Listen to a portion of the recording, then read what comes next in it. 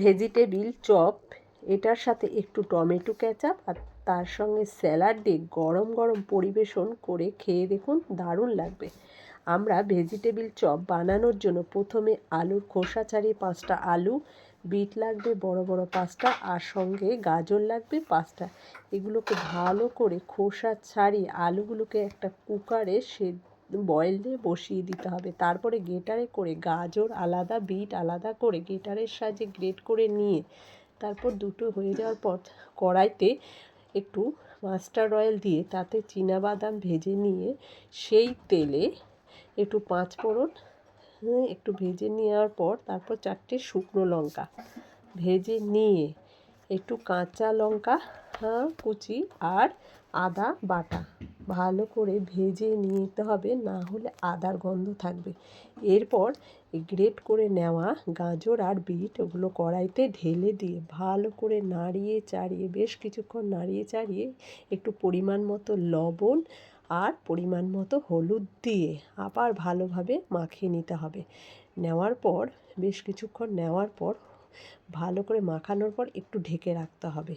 তারপরে এইদিকে আমাদের একটা ভাজা মশলা বানাতে হবে। তার জন্য একটা ফ্রাইং প্যানে গোটা 1 চামচ জিরে, গোটা 1 চামচ ধনে, লবঙ্গ, 4টে এলাচ আর 2টো দারচিনি এগুলো ভালো করে ভেজে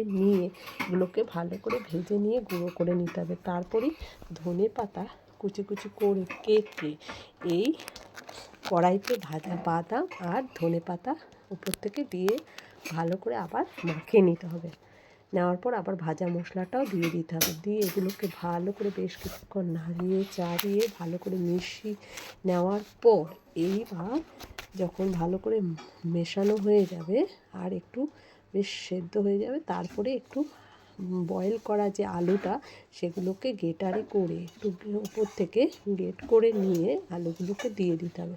তারপর আবার বেশ কিছুক্ষণ নাড়িয়ে চাড়িয়ে আলুটা যতক্ষণ মিশে যাবে তারপর ওপর থেকে 2 চামচ অথবা 3 চামচ একটু মিষ্টি দিলে খেতে টেস্ট লাগবে। তারপর এই মাখাটা একটু টাইট করার জন্য এই ভেজিটেবিল চপ যাতে টাইট হয় তাতে কী করতে হবে, নানু বিস্কুটের গুঁড়ো বা ব্রেড ক্রামের গুঁড়ো ছিটিয়ে দিয়ে ভালো করে মাখিয়ে নিয়ে একটা পাত্রে এগুলোকে তুলে নিতে হবে। তারপর 2টো বাটিতে একটাতে শুকনো গুঁড়ো ময়দার গুঁড়ো আর একটাতে গোলা গুঁড়ো নিতে হবে, বা কর্নফ্লাওয়ার থাকলে কর্নফ্লাওয়ার জলে গুলে নিয়ে প্রথমে হাতের সাহায্যে এই চপ বানানোর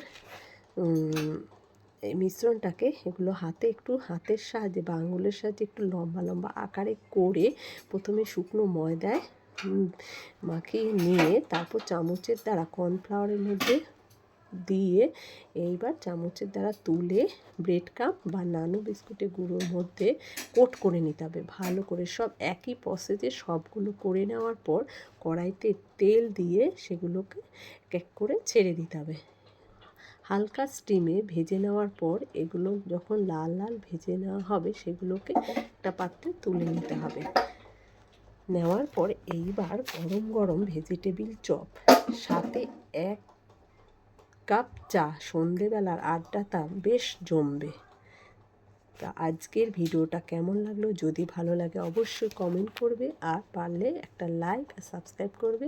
বাই বাই।